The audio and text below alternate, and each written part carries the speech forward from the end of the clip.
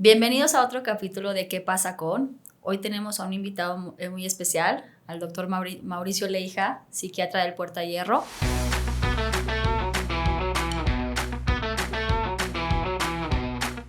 Para hablar de un tema que creo que está muy fuerte en estos días. Cada vez se ve más. Cada vez se ve más, que es el tema de la depresión. Entonces nos gustaría saber qué pasa con la depresión. Muchas gracias, Mauricio, por acompañarnos. Como menciona Brenda, nos gustaría que nos platicaras más sobre la depresión. ¿Qué es, por ejemplo, la depresión? Sí, gracias por la invitación, Ligia. Gracias, Brenda. Bueno, la depresión es un fenómeno que ya lleva siglos de haberse descrito. Ha acompañado al hombre desde que pisa esta tierra. Y de hecho no ha cambiado mucho en su descripción o hasta en su nomenclatura.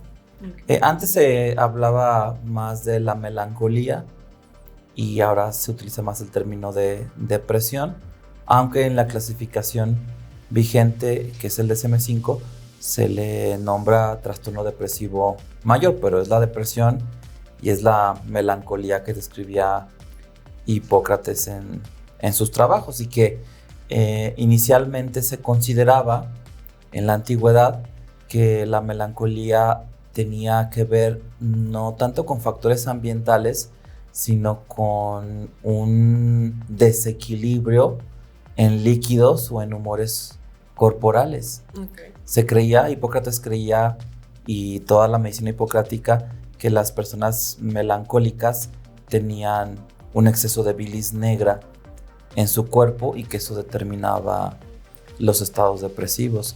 Ahora ya no se cree eso, porque esa teoría de los humores ya desapareció, pero tenemos algo similar o algo parecido, porque los humores han sido sustituidos por los neurotransmisores, que también son sustancias que actúan en el cerebro y que pueden predisponer a una persona a estar triste, a sentirse desanimada. Mira, hubo varias preguntas que nos mandaron con respecto al tema y justo una de ellas es esto: ¿cómo puedes diferenciar cuando ya es depresión a cuando es, vamos a llamarle, un bajón emocional? Mira, puede haber dos parámetros que nos permiten distinguir en dónde se encuentra esa frontera. Uno es el tiempo, y la Asociación Psiquiátrica Americana considera que síntomas depresivos que se presentan por más de 2 semanas ya es foco rojo, ya puede ser depresión. De manera que se vale que tú estés triste, apagado, con pensamientos negativos, pues 1 semana y fracción, pero antes de llegar a las 2 semanas. Ya cuando una persona tiene síntomas de manera continua y cruza ese límite de las 2 semanas, ya empezamos a pensar ya en una depresión como un diagnóstico. Y otro parámetro es la gravedad de los síntomas. Pudiera ser que a lo mejor una persona no cumple las 2 semanas, pero si los síntomas llegan a un nivel de gravedad en el cual tiene ideas de suicidio o ya ha habido intentos, pues también es conveniente empezarlo a conceptualizar ya como un trastorno mental y no como una reacción emocional que puede ser válida o incluso sana. Por ejemplo, en un duelo, los duelos no son categorías que nos preocupen mucho y en las cuales no solemos intervenir, porque lo vemos como un fenómeno normal que sí implica un sufrimiento para la persona que lo padece, pero que no es un trastorno mental. Está dentro de este proceso. Sí, dentro de un proceso normal, pero también el duelo se puede prolongar y dependiendo de los autores, pues le han puesto el apellido que más les ha gustado y escuchamos hablar de duelo patológico, duelo no resuelto, duelo prolongado, etcétera, etcétera, etcétera. Y ahí la línea, cuando hay un duelo, la Asociación Psiquiátrica Americana la colocaba más allá de las 2 semanas, lo ponía a los 2 meses. Consideraban que 2 meses era la línea como permitida para tú sentirte mal si perdías a un ser querido.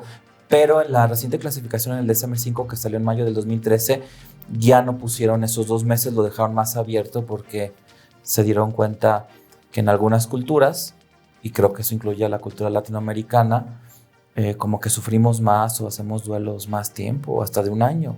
y entonces ya prefirió no definirse como 2 años. Entonces puede ser un poco más ambiguo saber en qué momento alguien que sufre un duelo ya cruzó esa línea entre el duelo normal y el duelo patológico, que en realidad sería una depresión.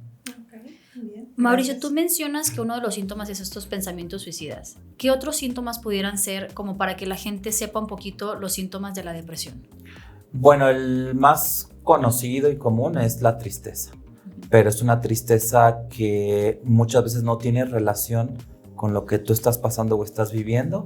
Entonces la persona puede incluso reconocer que no tiene motivos para estar triste o no identificar las causas.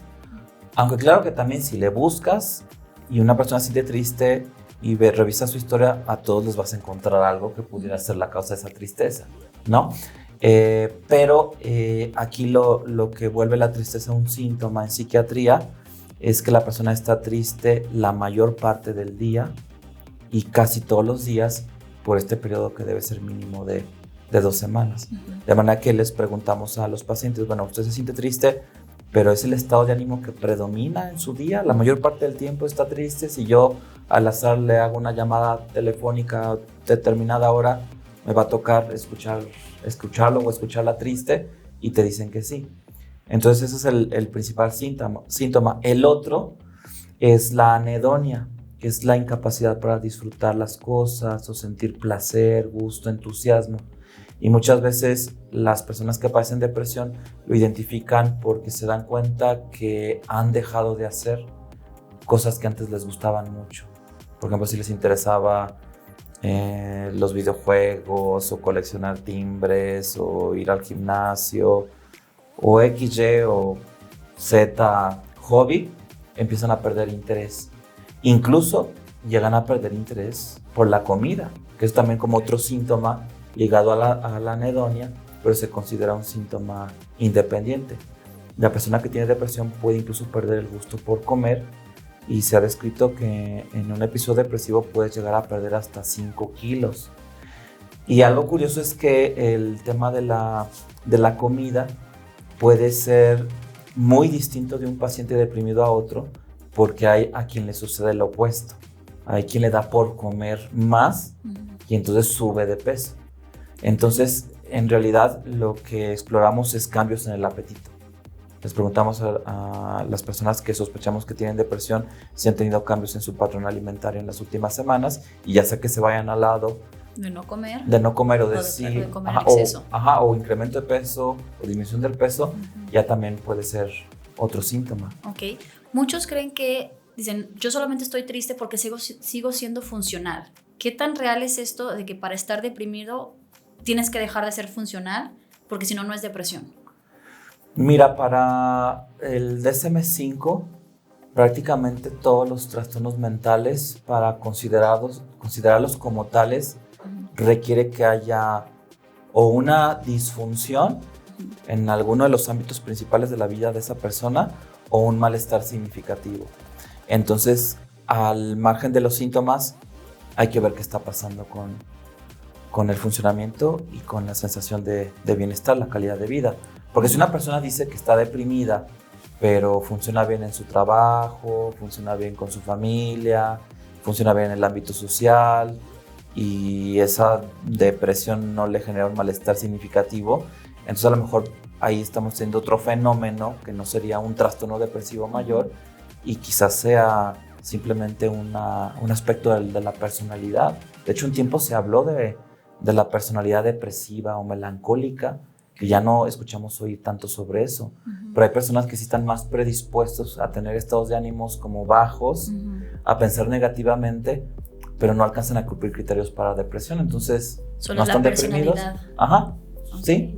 sí, de hecho en las familias, yo a veces cuando quiero evaluar el estado emocional de las familias, les pregunto, a ver, ¿quién es el más feliz de la familia, el que más se ríe? ¿Y quién es el que normalmente es más pesimista o el que dice cosas más negativas y el que más suele llorar? Y entonces ahí vemos que hay diferencias de personalidad y que hay gente que tiende más a estar contenta, ser optimista, reírse, y hay el otro que tiende a ser más melancólico, pesimista, a llorar más que reír, pero sin que haya un trastorno mental. Ajá. Ok. ¿Y se podría considerar que hay niveles de depresión? Sí, de hecho, en realidad todos los trastornos mentales, como cualquier enfermedad, puede tener grados de gravedad que normalmente se consideran 3: leve, moderado y grave. Y para determinar el grado de gravedad podemos utilizar escalas. Hay 2 escalas muy utilizadas. Una es la escala de Hamilton para depresión, que son ítems que exploran síntomas y la persona puede ir contestando el instrumento, y dependiendo de la puntuación uno puede estimar el grado de gravedad, y eso a veces se utiliza para hacer un monitoreo de la depresión. Por ejemplo, en pacientes hospitalizados se les puede tomar una escala de Hamilton y ver qué puntuación tiene y compararlo cuando ya se va a dar de alta para documentar la mejoría. Otro es el inventario de Beck de depresión, que es un instrumento similar que también nos ayuda a calcular esos grados de gravedad. Pero también el funcionamiento, aun si no haces una escala que tiene la persona, te puede ayudar a identificar el grado de gravedad. Por ejemplo, si la disfunción que tiene alguien no es tan marcada, porque a lo mejor ha dejado de salir, o por esto mismo de la anedonia ha abandonado algunos intereses, algunas actividades, pero funciona bien en su trabajo, en sus relaciones interpersonales, pues uno diría, bueno, pues es una depresión leve. Pero hay personas con depresión que incluso contagian de su depresión a los que los rodean y tienen un poder de contaminar el sistema completo, y ahí vemos que el grado de gravedad pues es más elevado. También cuando la persona que padece depresión intenta suicidarse o piensa en el suicidio, ahí ya sin preguntar más consideramos que ya es una depresión grave. Incluso también hay otro estimador de la gravedad de una depresión, que son los síntomas psicóticos, que a veces no se habla de eso, pero hay personas que la depresión las lleva a la psicosis. Okay. Y entonces pueden tener alucinaciones y delirios como parte de la depresión. Y nada más se le pone el apellido de depresión psicótica y requiere un tratamiento pues más complejo. Distinto. Sí. Que justo una de las preguntas que nos hacen es que si una persona con depresión se puede volver agresiva.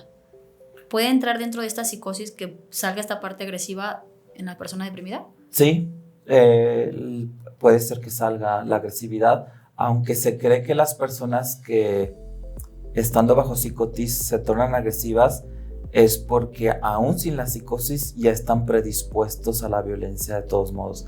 De manera que estar psicótico no es igual a estar agresivo. O sea, puede estar agresivo sin psicosis y ser agresivo. Ajá, y psicótico y no ser agresivo. De hecho, la mayoría de los psicóticos no son agresivos. Okay. La mayoría de los psicóticos más bien tienen miedo de que les pueda... A que les agredan a ellos. Sí. Y solamente cuando la ansiedad sube mucho, por ejemplo, alguien que tiene delirio de persecución, pues entonces sí puede responder con agresividad si cree que está en riesgo su vida. Puede ser una reacción, como dices, no como que ellos de la nada vayan a hacer algo, sino más bien porque reaccionan ante a lo que ellos creen un peligro. Sí, pero también en niños y adolescentes un síntoma de depresión puede ser la irritabilidad. Okay. Entonces también esos niños pueden tener una mayor vulnerabilidad a mostrarse agresivos o tener conductas explosivas como aventar cosas o destruir objetos en la casa, ser agresivos con los muebles o con pertenencias de otros sin dañar a alguna persona. Entonces también hay que estar muy atentos cuando la persona tiene irritabilidad y esa irritabilidad se ha cronificado. Puede ser que ese sea el principal síntoma de una depresión y que entonces no es tan visible, porque si tú interactúas con alguien que está irritable la mayor parte del tiempo, tú no sospechas que sea depresión. No, por esta idea que tenemos de que los depresivos son las personas que están calladas, como casi sin movimiento, como muy tranquilas, ¿no? Ajá, y en cambio hay un depresivo que está de mal humor, que avienta cosas, que está poco tolerante, de manera que a veces es difícil identificarlo, sobre todo desde el plano de las relaciones interpersonales, ¿no? Sin la mirada que tiene el especialista, a veces no podrías inferir que una persona con la que tú te relacionas esté padeciendo depresión. Ahorita que tú mencionas a los niños y adolescentes, ¿cómo identificar como estos focos rojos tanto en la etapa infantil, en la adolescencia y con adultos? Fíjate, una de las características que tiene el paciente que es muy joven es precisamente la irritabilidad, al grado de que puede haber deprimidos que no estén tristes, ni estén anhedónicos, pero estén irritables, pero no nada más eso, sino que si haya otros síntomas clásicos de la depresión, como lo que habíamos comentado, cambios en el apetito, también cambios en el patrón de sueño. Una persona que antes dormía bien y de repente empieza a tener insomnio puede ser un síntoma de depresión. Uno de los insomnios característicos que tienen los deprimidos es lo que se conoce como el insomnio terminal. La persona sí se duerme, pero se despierta antes de la hora deseada o programada o antes de que suene el despertador. Por ejemplo, a las 4 de la mañana o a las 5, y si te tenías que levantar a las 6 o a las 7, pues dices, ay. Ajá, y ya no te puedes volver a dormir y entonces te quedas mal. Entonces, por ejemplo, si un niño está irritable o un adolescente y de repente ya se queja de que se despertó a las 5 de la mañana y ya no se pudo dormir, entonces ya uno empieza a sospechar, aunque no esté triste, de un problema de depresión. Y también aparte empezó a perder peso y empieza a tener problemas con amiguitos o empieza a haber una baja de calificaciones. También puede ser un síntoma de... Sí, de depresión. Okay. Y por ejemplo, con los adolescentes, que sabemos que es una etapa también un poco delicada y que el cambio de ánimo es constante, ¿cómo poder diferenciar en esta etapa que hay síntomas o hay un problema de depresión? Generalmente, si los padres son buenos observadores, sí alcanzan a ver un cambio en el patrón que tiene ese chico o esta chica, ¿no? Por ejemplo, un indicador que puede ser relativamente objetivo son las calificaciones. Por ejemplo, un adolescente que va bien, con 8, con 9, o incluso un alumno destacado que va con 10 y está en el cuadro de honor y de repente empieza a bajar a 6, a reprobar. Uno podría sospechar que ahí ese cambio de patrón puede ser un síntoma depresivo. Y también el otro es que empiezan a perder amistades porque ya no conectan igual con sus compañeros. Ya no, o sea, su manera de ver el mundo ya es demasiado depresiva y ya no resultan como tan atractivos para el grupo de compañeros. Y aparte también esto que habíamos comentado de la anedonia, pues no les dan ganas de salir, no se ríen, no hacen comentarios divertidos. Entonces con el paso del tiempo se van aislando. Entonces si en las familias hay un adolescente que está bajando de calificaciones, que ha perdido amigos, que se está aislando, eso puede hacer sospechar la presencia de depresión. ¿Cómo pudieran no confundir de repente? Porque sí me ha tocado escuchar a varios papás que dicen, no, es que la adolescencia le está pegando durísimo y entonces está de malas todo el tiempo, se pelea con los amigos, pero es la adolescencia, son las hormonas. ¿Cómo diferenciar entre esta adolescencia y una depresión? A lo mejor alguien que dices tú, bueno, a lo mejor nunca ha sido muy brillante en tema calificaciones, por ejemplo, o sea, nunca ha sido del cuadro de honor y siempre se mantiene en 6 o así. ¿Cómo hacer esa diferenciación? Bueno, yo creo que hay que ver cuáles son las ideas que tienen los padres de la adolescencia, porque creo que hay una tendencia muy fuerte a ver la adolescencia como algo negativo y casi todos los padres creen que los adolescentes se van a llenar de 1001 problemas cuando entren en esa etapa. Pero lo cierto es que también hay niños que al entrar a la adolescencia se vuelven más conscientes, más maduros, con más autocontrol, se vuelven un apoyo para sus familias en muchos sentidos, sobre todo si son el hermano mayor. Entonces yo lo que hago es que les pregunto a los papás cómo fue su propia adolescencia, y si me dicen, no, pues que yo de adolescente fue muy tranquilo, y ambos padres dicen eso, y dices, bueno, entonces ¿por qué el hijo tendría que tener una adolescencia tan caótica? Entonces yo les digo que prefiero sospechar que hay un trastorno o que algo está sucediendo a culpar solamente o asumir que es la adolescencia. A la adolescencia, sí, porque también más allá de la depresión, un adolescente que tiene muchos cambios pudiera ser que también esté viviendo otras situaciones más allá de la depresión, pero que sí requiere el conocimiento de los padres, como por ejemplo que esté sufriendo bullying, o también a veces sucede que con adolescentes cuando empiezan a sentirse atraídos por su mismo sexo, es decir, empiezan a experimentar impulsos homosexuales y ya han tanteado el terreno y por ejemplo la familia les dijo, no, aquí no nos vayas a salir con que Con que te gustan. Ajá, con que te gustan los hombres o así. Y entonces, porque yo quiero tener nietos.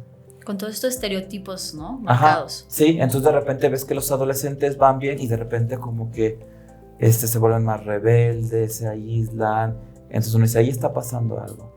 Ok, o sea, como que tener, como dices tú, conocer muy bien al adolescente y decir, bueno, si algo está distinto, hacer foco, poner atención y no solamente asumir que es la adolescencia, ¿no?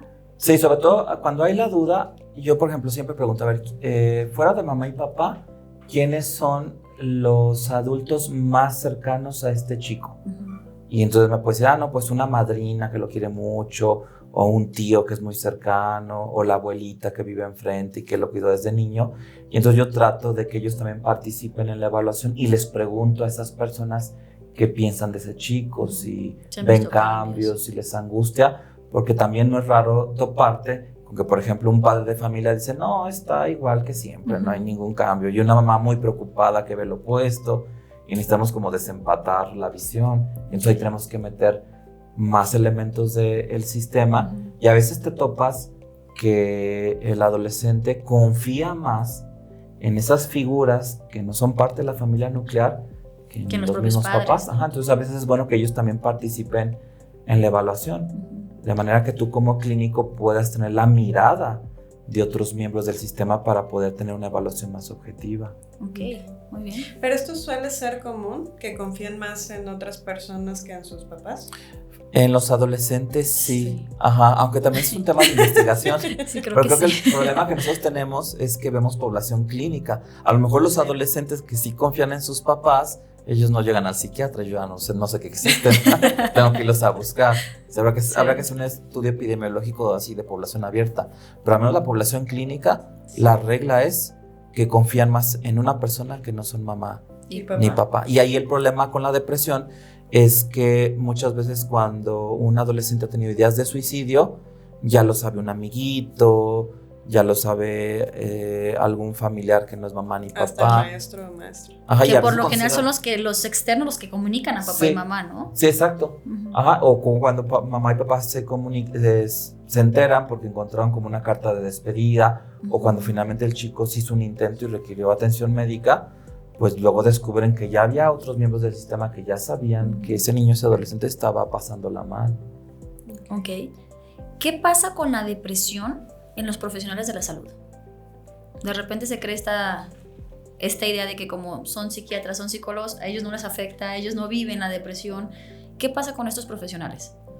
Hay mucha tendencia en profesionales de la salud, sobre todo médicos, a sí reconocer que hay síntomas depresivos, pero ahí el problema más bien es tú tratártelo y caer en dependencia a sustancias. Ok. Entonces se vuelve mucha adicción de repente con los médicos. Sí.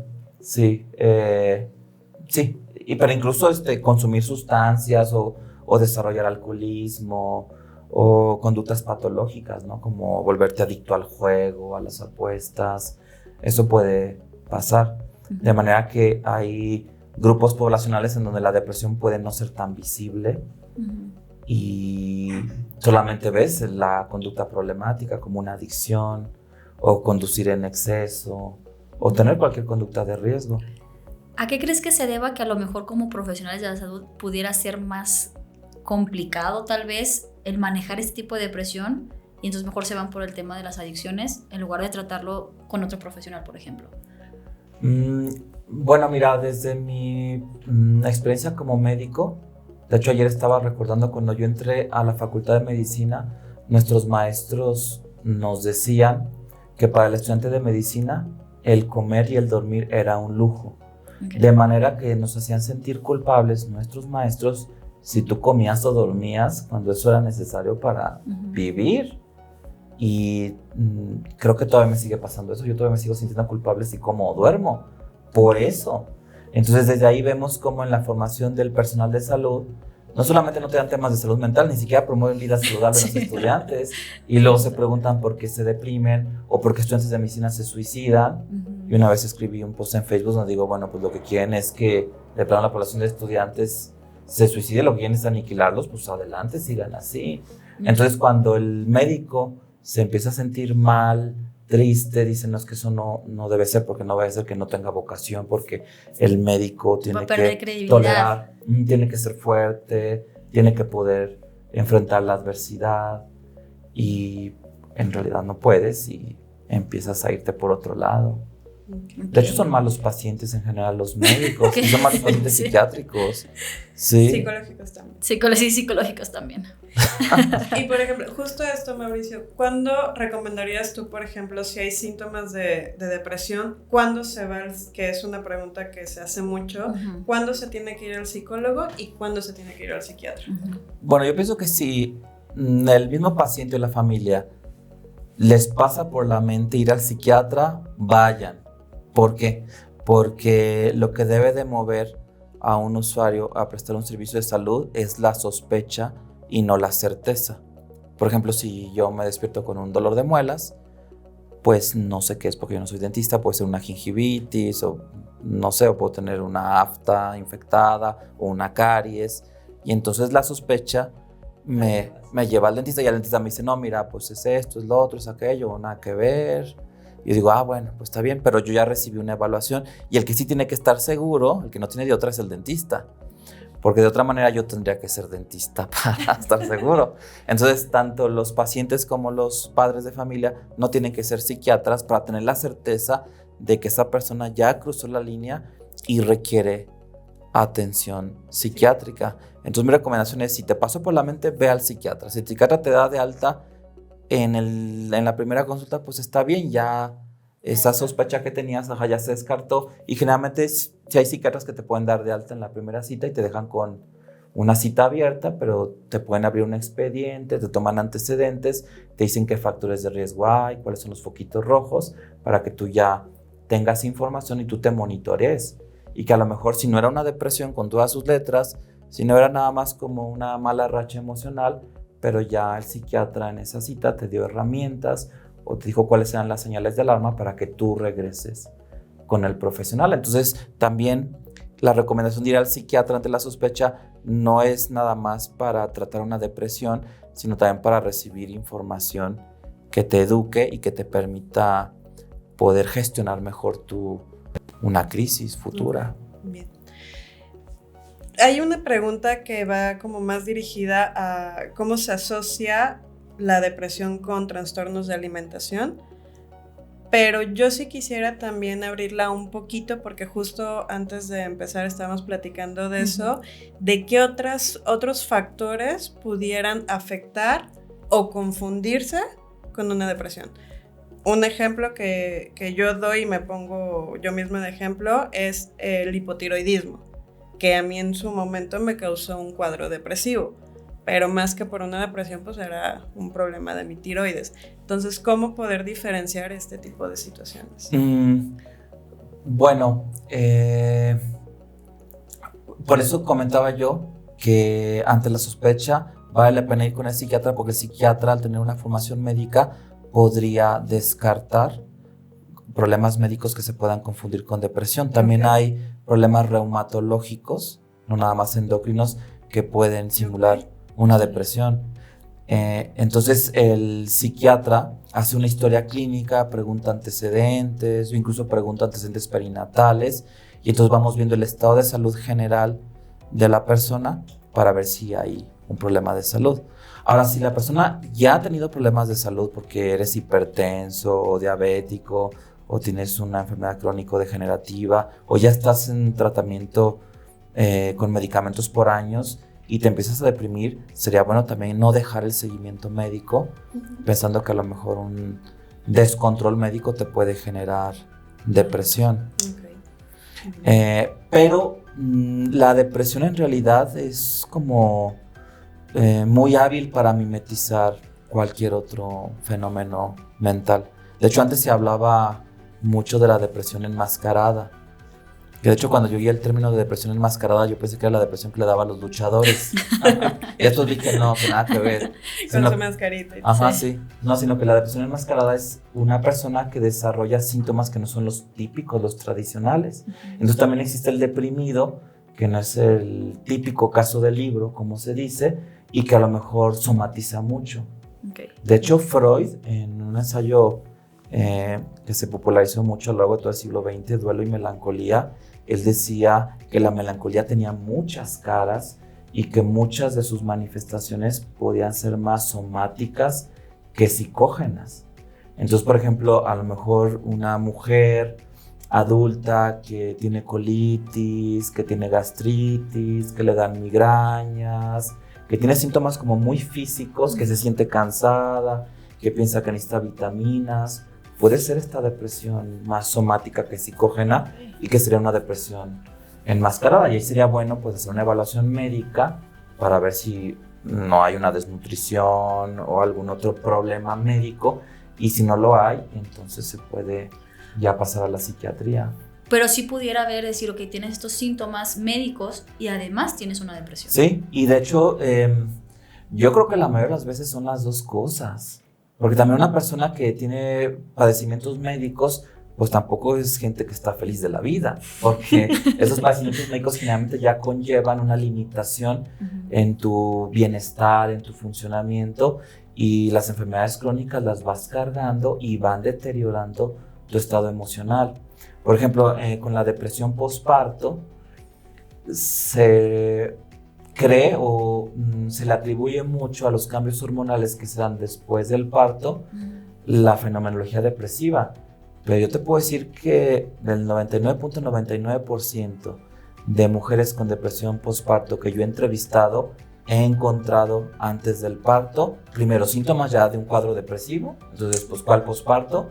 Y 2 razones de mucho peso para que estén deprimidas. Por ejemplo, que hubo una separación con la pareja, o que eligieron que el niño trae una malformación, o que el embarazo no fue bien tomado por la familia extensa, o que implicó una serie de cambios no esperados que hizo que la persona tuviera una crisis. Y ya después, es que es depresión postparto. No, pero mira todo esto que pasó, yo creo que tienes toda la razón del mundo de estar deprimido. De hecho, ya estabas deprimido antes del parto. Entonces, claro, no voy a negar el impacto que tienen las fluctuaciones hormonales en algunas personas, pero habitualmente son las dos cosas.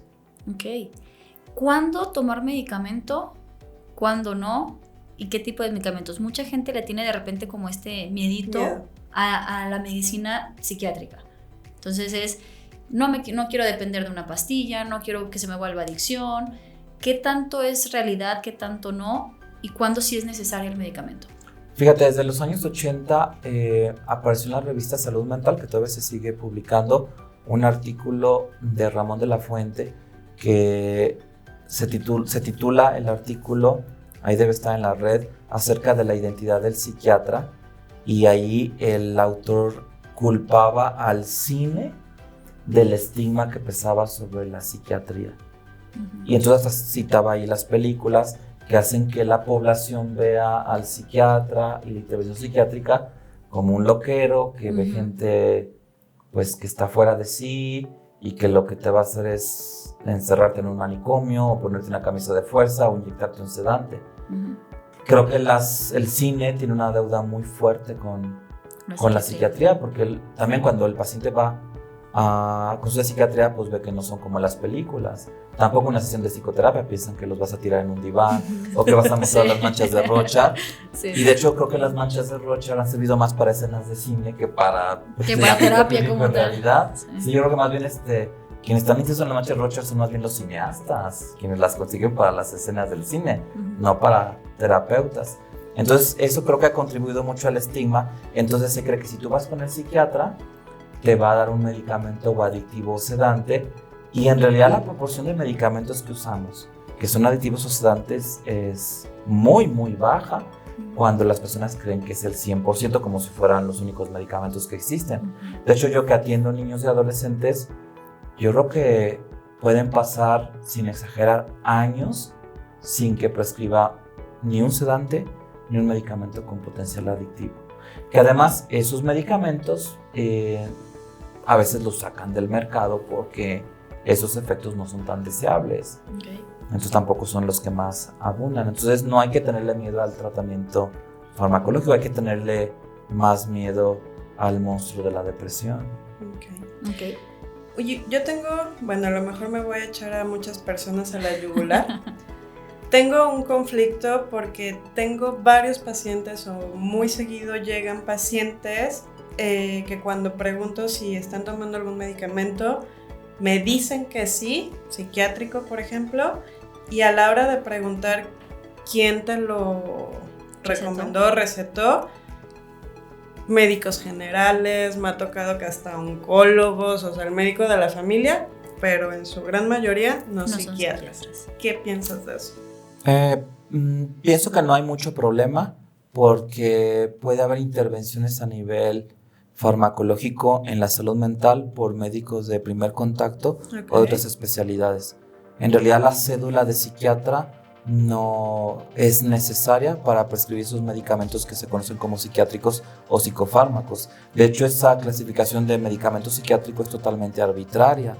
Hay medicamentos que pueden ser considerados psiquiátricos, pero también se ha visto que tienen otra aplicación en otro ámbito. Por ejemplo, un medicamento que usamos para el trastorno por déficit de atención con hiperactividad, que es la guanfacina, también es un antihipertensivo. Igualmente la clonidina, que también se usa para el TDAH, también es antihipertensivo para afecciones cardíacas. La hidroxicina, que es un medicamento que algunos psiquiatras usan para inducir el sueño, también es un antihistamínico que puedes dar en alergias. Y así nos podemos ir, y la lista puede ser muy larga, de una molécula que por ejemplo se le considera antidepresivo porque así se le bautizó, porque fue el primer uso que se le dio, y que te das cuenta que puede tener otras aplicaciones. Entonces en realidad pues diría que los medicamentos psiquiátricos no existen. Esa clasificación es arbitraria y tu organismo no reconoce si el medicamento es psiquiátrico o no lo es. Simplemente sabe que hay una molécula nueva en el cuerpo y reacciona, y espera que la reacción sea positiva. Entonces yo creo que es bueno que médicos familiares, pediatras o especialistas de otras áreas manejen esos psicofármacos. Por ejemplo, para la fibromialgia se ha visto que funciona muy bien la fluoxetina, que es un antidepresivo. Entonces un reumatólogo puede prescribir fluoxetina en fibromialgia sin ningún problema. Corrígeme si me equivoco, Ligia, pero de repente creo que cuando dice Ligia que le llegan muchos con estas tipo de recetas, porque a mí me ha tocado, que sí se las dan como para la depresión. O sea, como que ellos hacen este diagnóstico de que yo soy, como dice Ligia, otro tipo de médico, que no soy psiquiatra, pero yo creo que tienes depresión y entonces te doy este antidepresivo. Como en ese caso entiendo lo que mencionas tú, bueno, hay medicamentos que pueden tener diferentes funciones, y si yo soy el especialista y creo que ese medicamento te va a funcionar para mi especialidad, perfecto. Pero ¿qué pasa con los que no son psiquiatras y quieren tratar un tema psiquiátrico? Mira, la apuesta para la Organización Mundial de la Salud, o sea, ya se dieron cuenta que no va a haber nunca suficientes psiquiatras para atender a toda la demanda que hay en la población. No se va a poder. Entonces sí están apostándole a que médicos de primer contacto hagan diagnóstico y tratamiento. Entonces sí se puede hacer. Claro que quien tiene más experiencia es el psiquiatra, pero la propuesta de esos organismos internacionales para tener una mejor cobertura es que los casos leves o si quieres los moderados se atiendan en ese primer contacto, y que entonces esos médicos familiares o de otra especialidad deriven al psiquiatra los casos que no respondieron al primer antidepresivo o los casos que no saben bien por dónde va el asunto, de manera que el psiquiatra ya ve pues población un poco ya más complicada, porque también el psiquiatra a veces resuelve problemas que sí los podrá resolver otro especialista. No hay diagnósticos que estén monopolizados por una especialidad.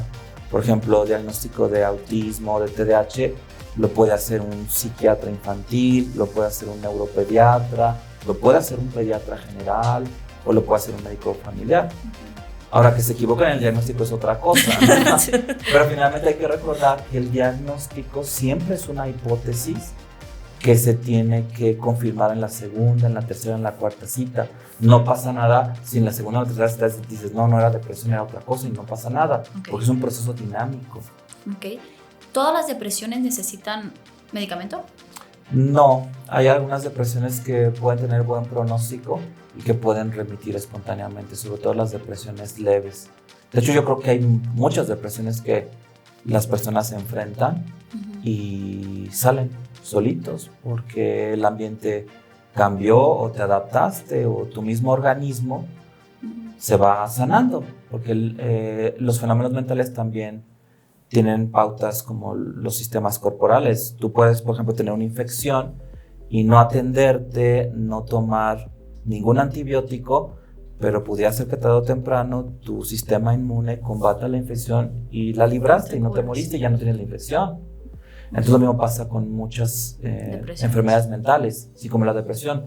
El hecho de que tengas depresión no forzosamente quiere decir que tengas que ser medicado para salir adelante del cuadro. Pudiera ser que tú tengas una remisión espontánea. Okay. Y bueno, ya vimos el lado médico. Una persona familiar, pareja o amistad, ¿qué pudiera hacer en caso de pensar o tener sospecha de que su ser querido o cercano está teniendo síntomas de depresión? Yo creo que lo principal sería animarlo a buscar ayuda especializada. Sobre todo si son personas muy cercanas, a veces no van a saber la mejor manera de ayudarle y pudiera ser que si tratan ellos de hacer algo, compliquen mucho las cosas y se pueda dañar la relación. Entonces, y yo creo que lo que se puede hacer es animarlo y ser sincero con la persona y decir, mira, yo creo que lo que tú tienes ya no es cualquier cosa, no es algo normal que se vaya a quitar, yo creo que tienes depresión y yo creo que sería bueno que buscaras ayuda especializada.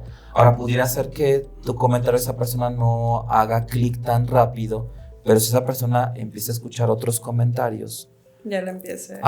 Él empieza a decir, yo creo que a lo mejor sí está pasando algo, porque también pudiera ser que dentro de la misma depresión haya una invisibilidad hacia la misma depresión, en donde el paciente ni siquiera sea capaz de enfocarse en sus propios síntomas e integrar esa información que su mente y su cuerpo le está dando, porque también parte de los síntomas de la depresión son las fallas en la concentración.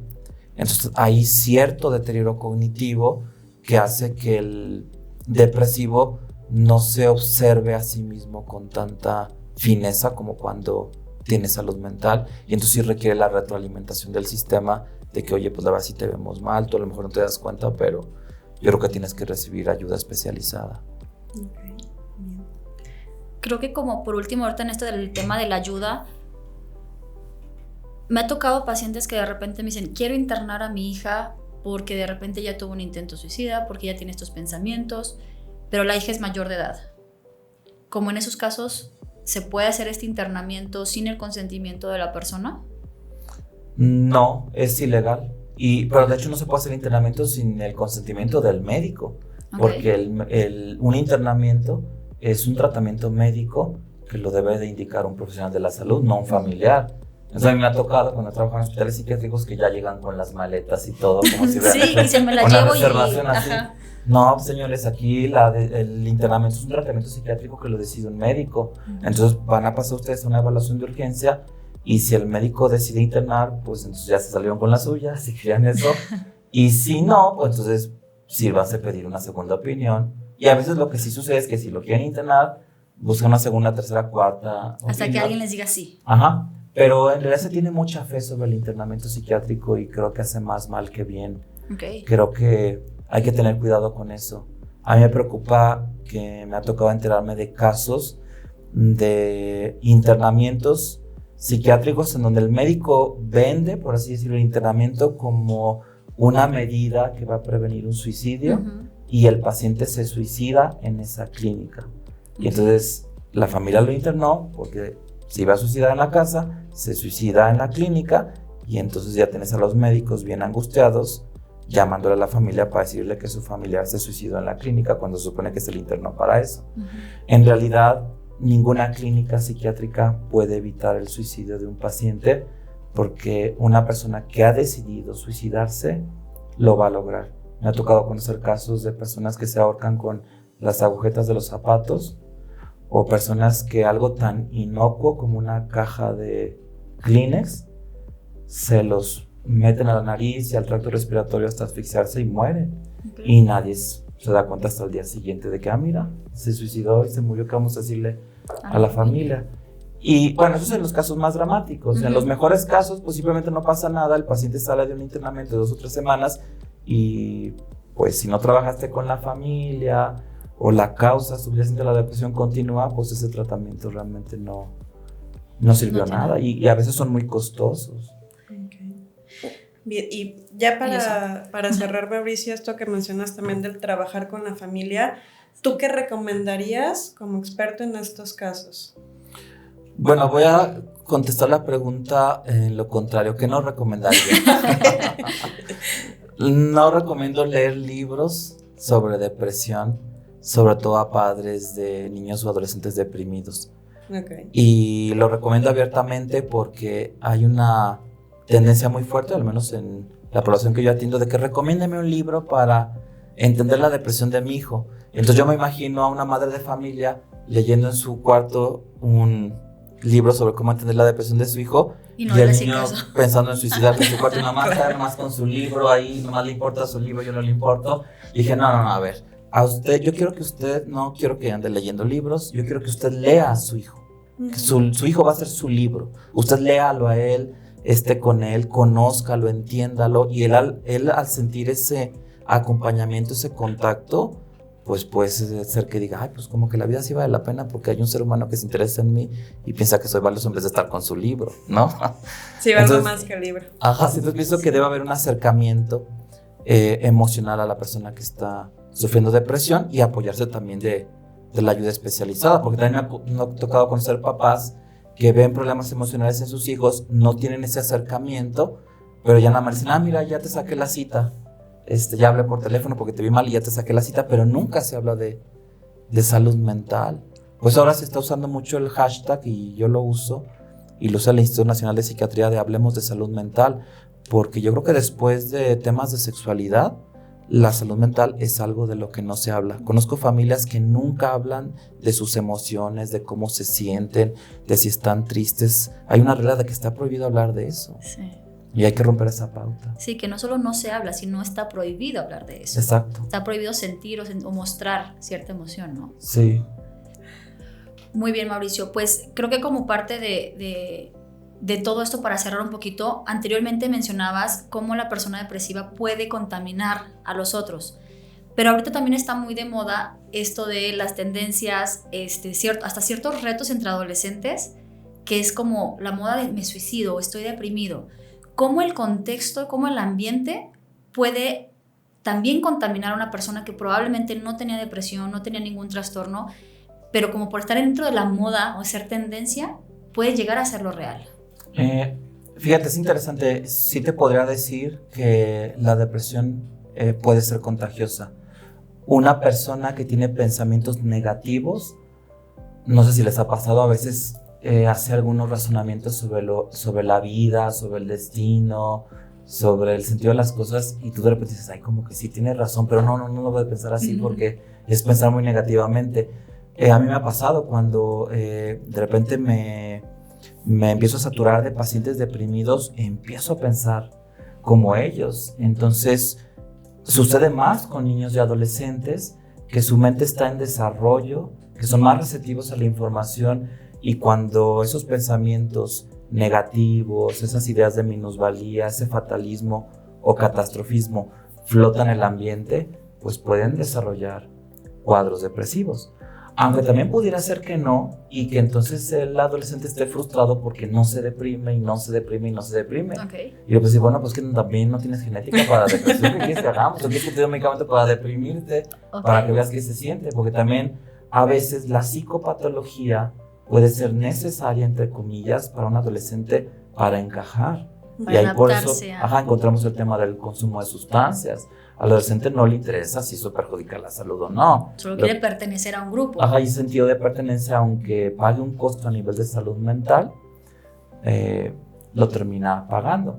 Y a veces también pasa que cuando los padres son los deprimidos, sí cargan la atmósfera familiar de pensamientos negativos, y los niños pequeños empiezan a desarrollar esas pautas. Al grado que no sería una idea tan descabellada que un terapeuta de repente visitara a una familia en su casa y dijera, ya hasta como que me sentí triste nomás de estar aquí una hora, ¿no?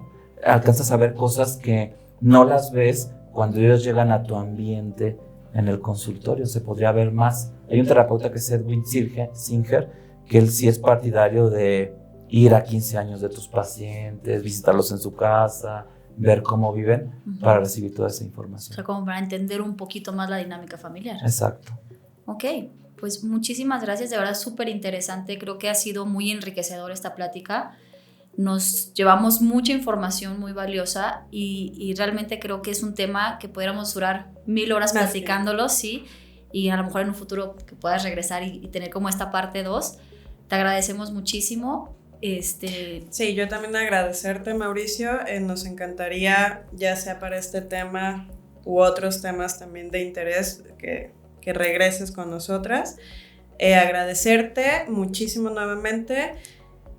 Antes de irnos con la recomendación, nos gustaría que nos dijeras en dónde te podemos encontrar. Mira, mi nombre de usuario es @Dr. Mauricio Leija, Dr. Leija. Ese es mi nombre de usuario en Instagram, en Facebook, en YouTube y en TikTok. Ok, bien, perfecto. Y si alguien quisiera hacer alguna cita contigo, tener como esta plática educacional, como dices tú, o un diagnóstico, ¿en dónde te pueden encontrar? Pueden escribirme a las redes sociales o enviar un mensaje al WhatsApp 33 16 66 01 11. Muy bien, pues muchísimas gracias. Eres súper bienvenido aquí las veces que gustes. Y ahorita nos vamos a las recomendaciones del día. Y esto fue lo que pasa con la depresión. Y no se olviden también a nosotras seguirnos en nuestras redes. No se nos olvide, como a mí se me olvida. Ajá, como siempre se nos olvida, en Kepri para seguimientos terapéuticos y en ¿Qué pasa con? Para todo lo del podcast. Y si gustan mandarnos un mensajito para contactarnos para cualquiera de las dos o temas que les gustaría escuchar. De interés. Muchas gracias. Bien, para la recomendación del día de hoy es una película que se llama El lado bueno de las cosas. Con Jennifer Lawrence y Bradley Cooper. Let me just break it down for you. The whole time you're rooting for this Hemingway guy to survive the war and to be with the woman that he loves. It's 4 o'clock in the morning. Can't somebody say, hey, let's have a good ending to the story? I can't apologize. You know what I will do? I will apologize on behalf of Ernest Hemingway, because that's who's to blame here. Yeah, have Ernest Hemingway call us and apologize to us, too. Bien, la recomendación de esta semana es una película que se llama El lado bueno de las cosas. Con Jennifer Lawrence y Bradley Cooper, que nos habla sobre los temas de ansiedad, depresión y comportamientos obsesivos. En la película, mejor dicho, podemos ver cómo él está en un centro psiquiátrico por agredir a la pareja de su ex y ella está pasando por un duelo de su esposo. Y en esta historia se encuentran y juntos van saliendo de esta situación. Podemos observar también de una manera muy cómica y muy llevadera, entender un poquito más estos tipos de trastornos y de cómo en conjunto pueden salir adelante. I thought you said you had it together. You were solid. I am solid. I was solid at the game. I don't know where I belong. Hey! Oh, what the hell? I just want us to be friends. So how did you lose your job? By having sex with everybody in the office. Everybody? I was very depressed after Tommy died. We don't have to talk about it. Thanks. How many were there? Wait, what's this? Well, I thought you were doing it. Oh, I thought you were doing it. I've been always